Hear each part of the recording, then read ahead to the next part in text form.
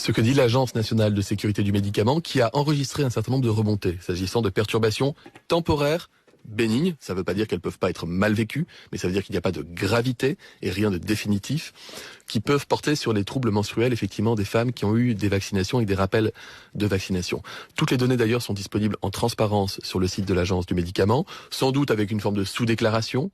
C'est que le mécanisme inflammatoire peut expliquer probablement l'apparition de ces troubles. Je le redis, la NSM nous dit, et d'ailleurs c'est pareil dans le monde entier, que ce sont des troubles qui sont transitoires, temporaires, qui n'affectent en aucun cas la fertilité, si c'est aussi l'objet d'inquiétude. C'est aussi l'objet d'inquiétude, et vous savez qu'un des angles des antivax, c'est de dire que le vaccin rend stérile. Or, évidemment, il faut casser ça, et vous jouez la transparence, et c'est très bien, mais c'est vrai que les gynécologues disent qu'ils reçoivent des dizaines d'appels concernant les troubles menstruels que provoque le vaccin. Alors, vous nous dites ce matin que c'est bénin, et qu'il n'y a pas à s'inquiéter. Je vous dis ce que me dit l'Agence nationale de sécurité du médicament, ainsi que les autres agences du médicament des pays qui sont concernés par la vaccination, c'est-à-dire de tous les pays du monde. Il y a eu 6 milliards d'injections faites.